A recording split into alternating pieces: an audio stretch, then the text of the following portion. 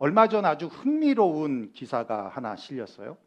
한국적 상황인데요. 국가데이터처가 발표한 2025년 혼인 이혼 통계에 따르면 지난해 2025년에 이혼한 건수가 8만 8천여 건으로 1997년 이후로 가장 낮은 수준을 기록했다고 합니다. 참 반가운 소식이죠. 그렇다면 왜 이혼이 줄어들고 있을까? 기사에 따르면 몇 가지 이유가 있는데, 우선 결혼 자체가 줄어들었기 때문이라고 해요. 당연하죠. 결혼하는 사람이 줄어들면 당연히 이혼하는 사람도 줄어들 수밖에 없죠. 이혼이 가장 많이 발생하는 기간이 이 결혼 후 5년에서부터 9년 된 부부라고 해요. 그런데 통계에 따르면 2012년부터 2022년까지 무려 11년 동안 결혼 건수가 계속 감소가 됐대요. 그러니까 5년에서 9년 된 부부가 상대적으로 적다라는 얘기죠. 그러니까 자연스럽게 이혼 건수도 감소하게 됐다는 겁니다. 이거는 논리적으로 충분히 이해가 돼요. 그렇죠? 그런데 기사에서 소개한 또 다른 이유가 있어요. 조금 의외였습니다. 바로 이혼 예능 프로그램 때문이라는 거예요. 지난 2월 3일 날 미국 경제 전문지인 월스트리트 저널은 한국에서 결혼 생활이 오래 유지되는 비결은 수많은 이혼 예능 프로그램 때문이다 라고 하는 제목의 기사가 올라왔어요. 그러고 보니까 그런 예능들이 엄청 많더라고요. 저는 저 중에 하나도 보는 게 없는데, 이혼 숙녀 캠프, 결혼 지옥, 한 번쯤 이혼할 결심, 우리 이혼했어요 등등등등 어마어마한 프로그램들이 있더라고요. 사실 보통 이런 방송에 나오는 분들을 보면 굉장히 극단적이잖아요. 그죠? 그래야 사람들이 보니까. 이런 예능들이 기혼자들에게 어떤 영향을 줬냐면, 우리 집도 문제가 많지만 저 정도는 아니야, 이렇게 본다는 거예요. 그러고 보니까 내 배우자도 괜찮네, 저 사람에 비하면 내 와이프도 괜찮네, 그런 거죠. 저런 가정을 보니 우리 가정은 잽도 안 된다, 오히려 감사할 게 더 많다, 이렇게 생각이 바뀐다는 거예요. 자신의 가정을 객관적으로 바라보게 되고, 그동안 불만으로 보였던 배우자에게 감사의 이유를 발견하게 되므로 이혼하겠다라는 생각을 잊게 만든다는 겁니다. 참 의외죠. 그렇습니다. 여러분, 상담학에서는 이걸 객관화라고 말하거든요. 자신의 문제를 객관화시키는 것이 정말 중요하다는 겁니다. 견디기 어려운 이유 중에 하나가 뭐냐면, 왜 다른 부부들은 다 행복한데 우리만 그럴까 하는 거예요. 그러니까 이렇게는 나는 더 이상 못 살겠어, 우리는 정말 안 맞는 것 같아, 차라리 헤어지는 게 낫겠어 라는 생각까지 하게 된다라는 겁니다. 근데요, 그렇지 않아요. 다른 부부들도 다 똑같습니다. 다 똑같아요. 제가 이 부분에서 위로를 받은 적이 있거든요. 결혼 5년 차쯤 됐을 때요, 미국에 와서 에디슨에 살 때인데, 사모가 한 번은 그런 얘기를 해요. 잊지를 못해요. 자기는 이혼하고 싶었던 때가 있었다는 거예요. 나는 한 번도 그런 생각을 해본 적이 없었어요. 여러분, 저는 그 말에 어마어마한 충격을 받았습니다. 목사가 불경하게 감히 이혼을 생각한다? 이게 말이 안 되는 거예요. 그래서 저는 당연히 내 머릿속엔 이혼이라는 단어 자체가 없었어요. 그런데 사모가 그 말을 하니까 너무 충격을 받고 내가 너무 손해보는 것 같은 거예요. 그래서 그때부터 시시때때로 이혼을 생각하고 살았어요. 너무 손해보는 것 같으니까. 여러분, 생각해 보십시오. 내가 뭘 잘못했다고? 바람을 피웠어요, 가정폭력을 했어요, 무슨 중독이 있어요. 그냥 돈 못 버는 거 그거 말고는 없는데. 그랬더니 누가 그러더라고요. 그게 제일 크다고. 그래서 이해가 됐어. 한 번은 가정사역을 하시는 하이패밀리 대표인 송기론 목사님이 오셔서 설교를 하시는데, 이런 질문을 하세요. 이분 되게 유명한 분이시거든요. 뭐 저도 강의를 들었지만 자신이 지금까지 살면서 이혼을 몇 번 생각했을까요? 묻더라는 거예요. 그 당연히 가정사역 하시는 분이니까. 그래서 많이 안 했겠지 생각했는데 뭐라고 그러시냐면 수천만 번도 더 했다는 거예요. 결혼할 때부터 지금까지 이혼만 생각하고 살았다는 거예요. 저는 그 말이 너무 위로가 되는 거예요. 나는 그 정도는 아닌데. 그 정도는 아닌데. 네, 여러분, 다른 부부들도 다 그렇게 살아요. 우리 가정만 그런 게 아니에요. 다 그렇게 이혼을 생각하며 살아요. 다만 말하지 않았을 뿐이고 표현하지 않았을 뿐이고 그냥 참고 살 뿐입니다. 그러면 왜 사람들은 이렇게 이혼을 생각하며 살까? 이게 중요하잖아요. 결혼 전에는 이 사람 아니면 못 살 것 같아서 그렇게 결혼해놓고 결혼하고 나면 내가 얘 때문에 못 살겠다 그러고 이게 참 웃기잖아요. 그리고 결혼한 이후로부터 이혼을 생각하며 산다니까. 결국은요, 이게 인간의 이기심이라는 거예요. 자기밖에 모르는 죄성이기 때문이라는 거예요. 여러분, 우리가 이 사람과 결혼하고 해도 되겠다라고 생각할 때가 언제입니까? 대부분 이런 생각을 할 때 하지 않아요? 이 사람하고 있으면 내가 행복할 것 같고, 이 사람과 있으면 내가 외롭지 않을 것 같고, 이 사람과 있으면 내 인생이 더 좋아질 것 같고, 이 사람이 나를 책임져 줄 것 같고, 이런 생각이 들 때 결혼을 결심하잖아요. 그러니까 누가 내가 이 사람을 위해서 죽도록 희생해야지, 내 인생을 갈아서라도 이 사람을 행복하게 해줘야지, 누가 이런 생각을 하고 먼저 결혼하겠다고 생각하겠습니까? 결혼을 결심하고 둘이 프로포즈를 해서 이제 잘 살자라고 할 때는 이런 생각 할 수 있어요. 근데 이전에는 내가 이 사람 때문에 행복할 수 있고 이 사람이 나를 보호해줄 수 있을 것 같고 이러기 때문에 결혼을 결심하게 된다는 거예요. 그래서 요즘 결혼은요, 자기 존재 확장의 도구로 사용되잖아요. 내가 가지지 못한 것을 얻기 위한 도구로 결혼을 생각한단 말입니다. 돈이 없는 사람은 그래서 누굴 찾아요? 돈 있는 사람을 찾는 것이고, 무능하다고 생각하는 사람, 가방끈이 짧다고 생각하는 사람은 가방끈이 길고 능력 있는 사람을 찾는다는 거예요. 그래서 결혼을 조건 보고 가잖아요. 그러다가 나중에 그 기대만큼 상대방에게 채워지지 않으면 이혼을 한다는 겁니다. 여러분, 이혼 사유 중에 항상 빠지지 않는 것이 경제 문제예요. 네. 여러분, 정말 사랑해서 결혼했어요. 없어서 결혼했어요. 둘 다 없었어. 경제적 어려움이 오면 그냥 뒤도 안 돌아보고 이혼을 해요. 오히려 그럴 때 더 서로가 의지하고 더 서로에게 힘이 되면서 함께 이겨나가야 되는 것 아닙니까? 고린도전서 13장에 사랑장이라고 하잖아요. 그 사랑장에 뭐라고 말씀하냐면, 사랑은 자기의 유익을 구하지 않는 것이다라고 정의하잖아요. 그런데 사랑한다고 하면서 여전히 자기의 이익을 구하고 있잖아요. 달면 삼키고 쓰면 뱉고. 그러고 보면 우리 사모는 정말 대단해요. 전 돈도 없고 백도 없고 건강도 없고 무능하기까지 함에도 불구하고 뭘 보고 사는지. 우리 사모가 이 시대의 마더 테라사입니다. 여러분, 사모를 이제는 사모님이라고 부르지 말고 테레사라고 불러주세요. 네. 이렇게 자기중심적이고 이기적인 타락한 인간의 모습으로 온전한 가정을 이룰 수 없다라는 거예요. 그럼에도 불구하고 하나님께서 결혼 제도를 만드신 이유는 행복이 아니라 거룩을 이루어 가라고. 여러분, 결혼은 행복을 얻기 위한 것이 아니라 거룩함을 배우는 학교입니다.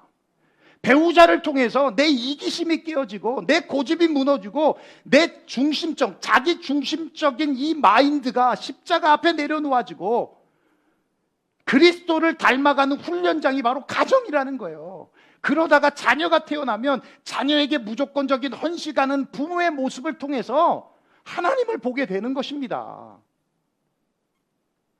그렇게 가정이 회복되면 자연스럽게 행복이라는 열매가 맺혀지는 거예요.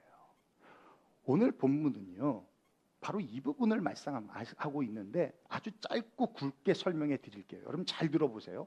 31절 한번 읽어볼게요. 시작. 그러므로 사람이 부모를 떠나 그의 아내와 합하여 그들이 한 육체가 될지니. 예, 여러분 이 말씀 잘 아시죠? 창세기 2장 24절을 인용한 말씀이에요. 아담과 하와에게 주신 말씀이에요. 그러므로 남자가 부모를 떠나 그 아내와 합하여 둘이 한 몸을 이룰지니라. 그 말씀을 인용한 거예요. 그런데 우리가 이 말씀을 정말 많이 들어서 당연한 것으로 생각해서 그렇지, 이 말씀은요 모순된 말씀입니다. 여러분, 아담과 하와에게 부모가 있습니까? 최초 인간인 아담과 하와에게 어떻게 부모가 있을 수 있습니까? 그렇죠. 네. 그런데 부모를 떠나랍니다. 도대체 떠날 부모가 어디 있냐는 거죠. 또 여러분, 천국에는 결혼이라는 게 없어요. 예수님이 분명히 말씀해 주셨어요. 부활 때에는 장가도 아니 가고 시집도 아니 간다. 하늘에 있는 천사들과 같다. 분명히 말씀하셨어요.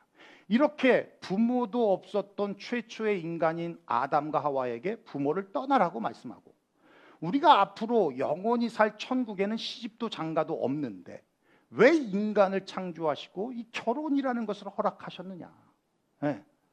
하나님께서 결혼 제도를 허락하신 이유를 본문을 통해 바울은 정확하게 해석해 주고 있어요. 자, 다시 한번 31절, 32절을 이어서 한번 읽어볼게요. 시작. 그러므로 사람이 부모를 떠나 그의 아내와 합하여 그들이 한 육체가 될지니 이 비밀이 크도다. 나는 그리스도와 교회에 대하여 말하노라. 예, 바울은 이 하나님이 결혼 제도를 만든 것을 비밀이라고 말하잖아요. 이건 비밀이다. 예. 그러면서 그 비밀은 그리스도와 교회와의 관계라는 것을 말하잖아요. 다시 말하면 신랑인 아담은 그리스도를 상징하는 것이고 신부인 하와는 교회를 상징한다는 겁니다. 자, 그러고 보면 성경 곳곳에 예수님을 신랑으로 또 교회를 신부로 묘사하고 있는 말씀이 굉장히 많죠. 예. 마태복음 9장에도 신랑을 빼앗길 날이 이르리니 그때에는 금식할 것이다. 여기서 신랑은 예수 그리스도를 의미하죠. 내가 너희를 정결한 처녀로 한 남편인 그리스도께 드리려고 중매함이로다. 네. 그러니까 남편을 그리스도로 표현하고 있다라는 거예요. 그리고 교회와 중매를 한다는 겁니다. 그렇죠? 뿐만 아니라 신랑을 기다리는 열처녀 비유를 통해서 또 왕의 아들의 혼인잔치 비유를 통해서 예수님을 신랑으로 묘사하고 있고 교회는 신부로 묘사하고 있다라는 겁니다. 그러니까 바울은 결혼 제도를 아담은 그리스도를 상징하는 것으로, 하와는 교회를 상징하는 것으로 보고 해석하고 있더라는 거예요. 그렇게 보면 부모를 떠나라는 것은 하나님을 떠나서 이 땅에 성육신하신 예수 그리스도와 정확하게 일치하죠. 그렇죠? 네. 그리고 또 하나님께서 아담을 잠들게 하셨다. 그리고 갈비뼈를 취하잖아요. 잠은 성경에서 말하는 죽음을 의미하죠. 네. 그러니까 아담을 잠들게 하셨다라는 의미는 그리스도의 죽음을 말하는 것이다. 일치하죠.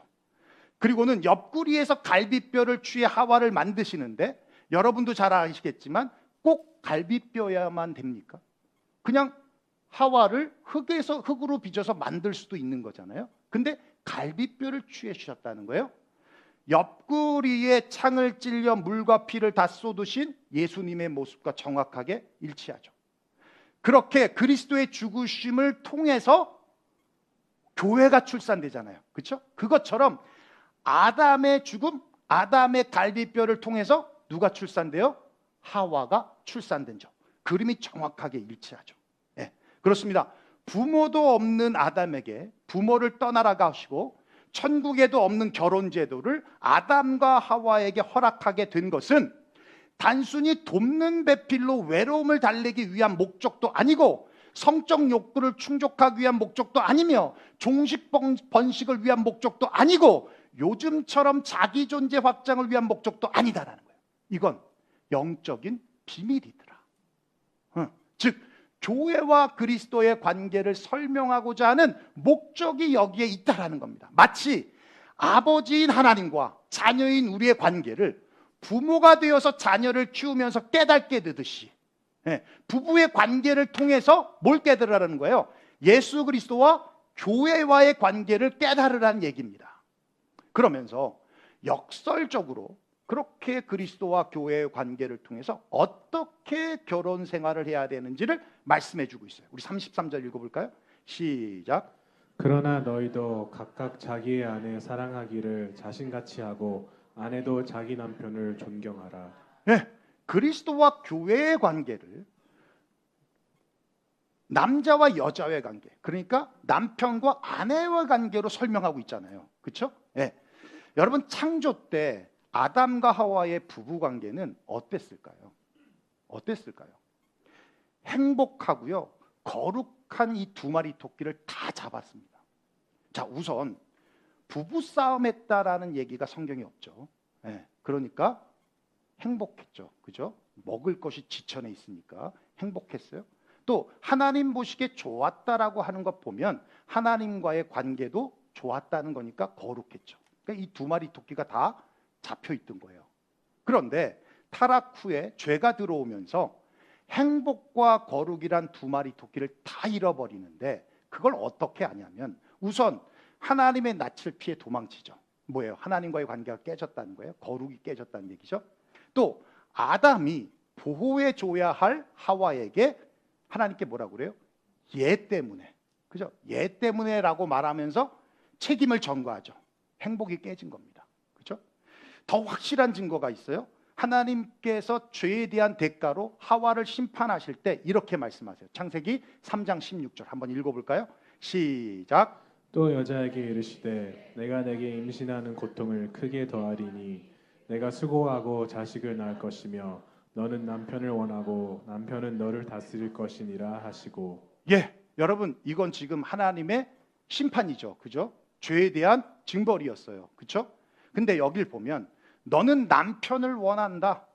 그리고 남편은 너를 다스릴 것이다. 여기서 남편을 원한다라는 거는 남편만 바라보며 산다는 얘기가 아닙니다. 히브리 원어로는 정확해요. 장악한다, 다스린다는 거예요. 정확한 해석이에요. 그러면 너는 남편을 장악하기를 원하고 남편은 너를 다스리기를 원한다는 거예요. 돕는 배필로 창조된 아름다운 관계가 죄가 들어오자마자 서로를 조종하고 지배하려는 주도권 싸움의 관계로 변질이 됐다라는 얘기입니다. 그래서 아내는 남편을 내 뜻대로 조종하고 장악하려고 잔소리와 원망을 쏟아내게 되고, 남편은 아내를 사랑으로 품기보다 힘과 권위로 누르고 거칠고 억압하면서 심하게는 폭력적인 모습으로 나타나게 되는 거예요. 이렇게 결혼 생활이 죄로 인하여 거룩만이 아니라 행복 또한 깨져버렸다는 겁니다. 그래서 결혼 생활의 만족이 상실되어지고 급기야는 고통과 고난의 덫으로까지 생각하게 되는 결과를 가져오게 된 겁니다. 그러니까 사람들이 나는 결혼 안 해라고 하며 비혼주의자들이 나오는 거예요. 결혼의 목적은 행복이 1차적인 목적이 아니라 거룩을 회복하는 것입니다. 여러분 믿습니까? 거룩이 회복될 때 행복은 그냥 따라오는 열매예요. 그러므로 깨어진 부부관계를 회복하는 유일한 방법은 부부의 창조 질서와 권위를 회복하라는 것입니다. 그것을 바울은 그리스도와 교회와의 관계를 통해서 남편과 아내의 이 부부관계를 구체적으로 설명을 하는데, 우리가 본문으로 보지 않았어요. 시간이 부족해서 바로 앞에 있는 5장 22절 24절 말씀입니다. 우리 함께 읽어볼까요? 시작. 아내들이여 자기 남편에게 복종하기를 주께 하듯 하라. 이는 남편이 아내의 머리됨이 그리스도께서 교회의 머리됨과 같음이니 그가 바로 몸의 구주이시니라. 그러므로 교회가 그리스도에게 하듯 아내들도 범사에 자기 남편에게 복종할지니라. 아멘. 설교를 마쳤더니 우리 윤성 집사가 목사님 오늘 설교 어디죠? 22절 24절 그거 좋다고 그거 고재현 집사 잘 듣게 해달라. 잘 들어. 나 들어올 때 목사님 화이팅 처음 들어봤어. 설교하러 들어갔는데 화이팅 받은 거 처음이야. 아내들이여 자기 남편에게 복종하기를 주께 하듯 하라. 이 말씀이 그렇게 좋았답니다. 이 말씀 보면 남편들이 회심의 미소를 짓죠. 조금 있다가 남편에게 주는 말씀을 보면 얼굴빛이 검하게 변할 겁니다. 여러분, 여기 복종이라는 말씀을 예속, 종속, 장악, 굴종으로 오해해서 성경을 그렇게 해석하는데, 그러니까 너 나한테 복종해야 돼, 이렇게 사용하는 분들인데 절대 그 말씀이 아니에요.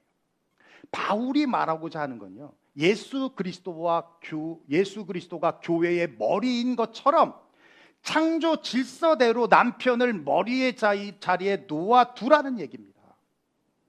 여러분, 요즘에 붕괴라는 단어가 참 많이 쓰이잖아요. 교실 붕괴, 가정 붕괴, 멘탈 붕괴, 성 정체성 붕괴.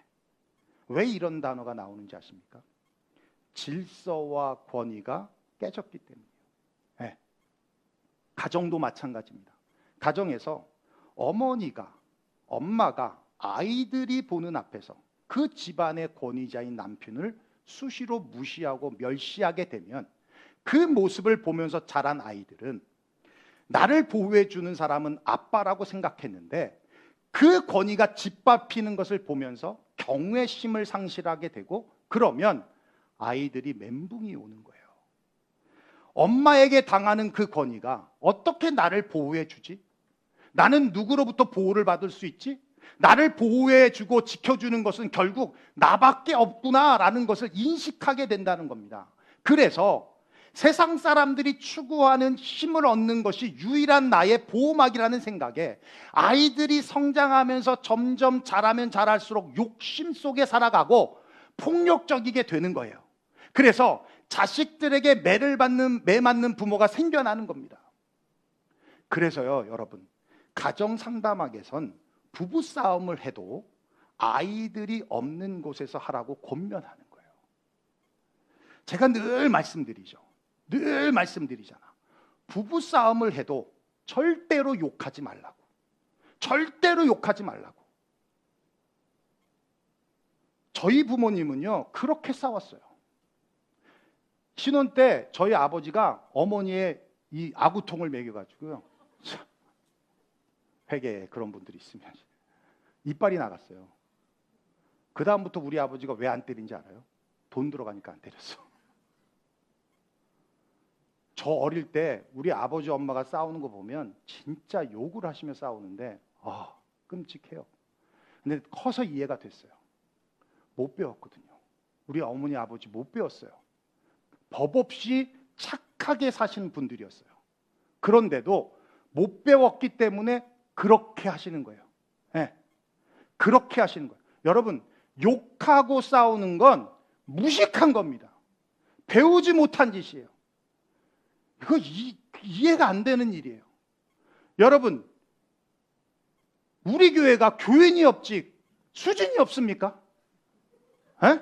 교회가 없지 수준이 없냐고요. 에? 우리 교회 명품 교회입니다.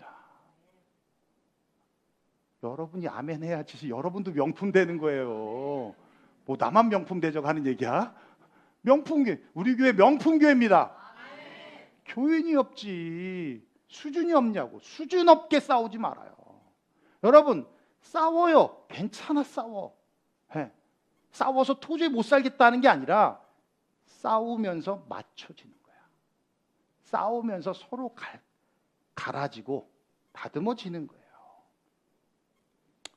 자식들 앞에서 그렇게 싸우면 자식들이 어떻게 생각합니까?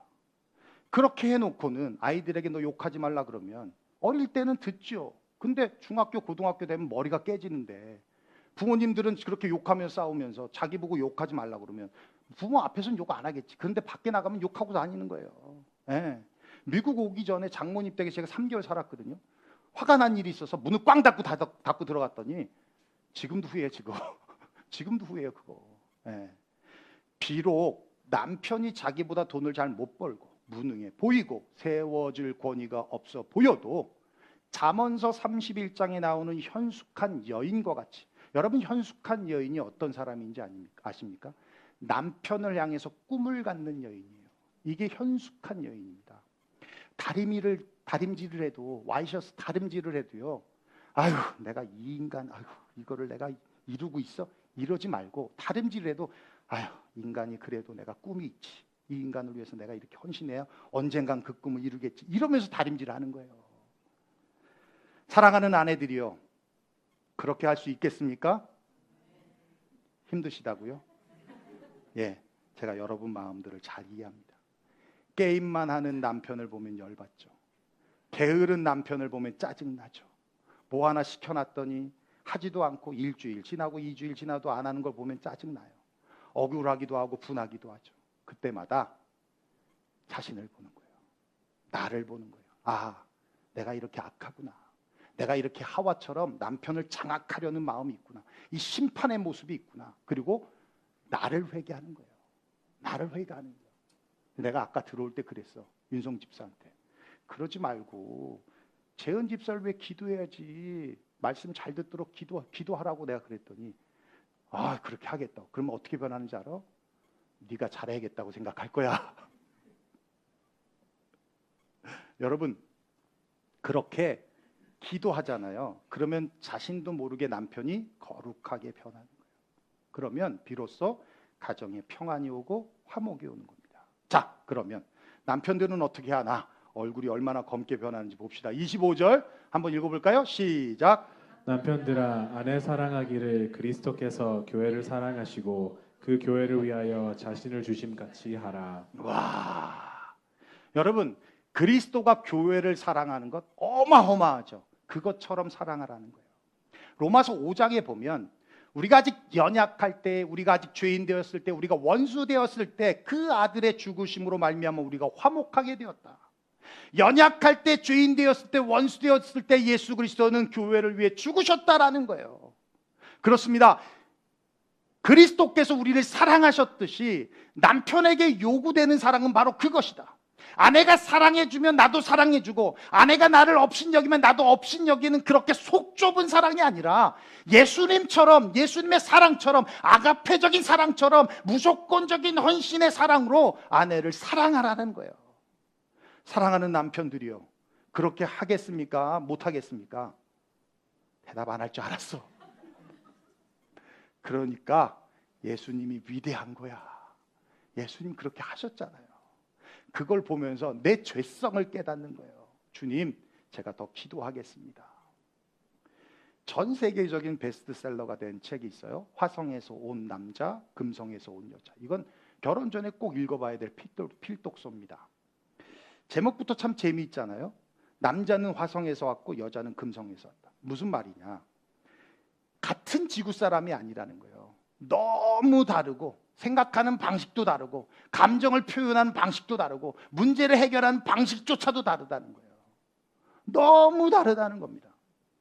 3년 전에 제가 캔쿤으로 휴가를 간 적이 있는데, 거기서 다 포함되어 있잖아요. 아침 조식은 뷔페로 먹는데, 여러분 첫 번째 떠오는 게 뭐예요? 자기가 좋아하는 거 먼저 떠오잖아요. 그래서 이제 각각 먹고 싶은 거 떠와라고 그러고 딱 봤더니 같은 게 하나도 없어.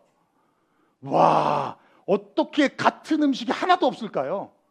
와, 나는 22년 만에 사모와 나의 식성이 이렇게 다른 줄 난 처음 알았어요. 우리 사모가 미국에 온 후로부터 점점 스페니쉬화돼요. 그래가지고 타코 좋아하고 실란초 좋아하고 그렇게 변해가더라고요. 예. 그런데 더 놀라운 건 집에서 뭘 먹을까 때문에 싸운 적이 한 번도 없어요. 무슨 말씀이에요? 서로 맞춰가고 살고 있다는 거야. 맞춰가고 살고 있다는 거야. 참 인간이 악한 게요, 연애할 때는 그렇게 나와 다르다고 좋아하더니만 결혼하고 나서는 성격 차이 때문에 이혼한답니다. 말이 되는 소리예요. 예. 당연히 다르죠. 어떻게 같겠습니까? 나 같은 사람이 또 여기 있다 그러면 여러분 좋겠어요?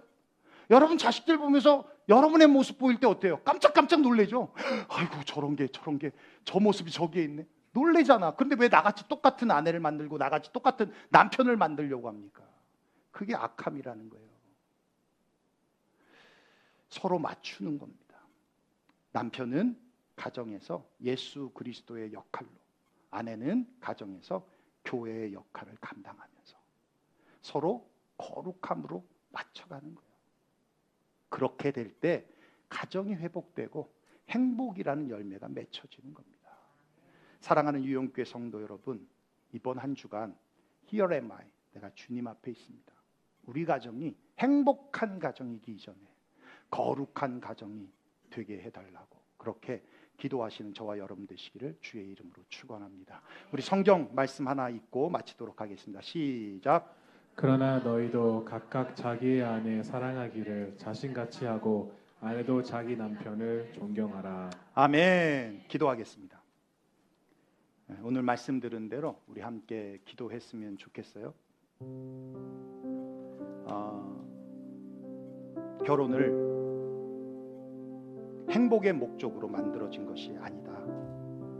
거룩을 목적으로 만들어졌다라는 것을 성경은 우리에게 말씀하고 있어요. 그럼에 있어서 먼저 배우자를 바꾸어 달라고 기도하기 전에 내 안에 있는 이기심과 이 자기중심적인 이 죄성을 회개하면서 주님의 마음을 구하는 시간이 되었으면 좋겠습니다. 그래서 우리 가정이 그리스도와 교회의 사랑을 닮아가고 무너진 관계가 회복되며 사랑과 존중이 넘치는 가정이 되게 해달라고 기도했으면 좋겠어요. 특별히 우리 유영교회의 모든 가정이 거룩함을 회복함으로 행복의 열매를 맺는 복된 가정이 되게 하시고 자녀들이 부모의 이 거룩함을 통해서 좀 더 인격적으로 성숙해지고 자녀들 또한 거룩한 자녀들로 자라날 수 있도록 우리 이 시간 함께 통성으로 기도하며 나아가겠습니다. 기도하겠습니다. 고마우신 우리 아버지 하나님 감사와 영광을 주님 앞에 올려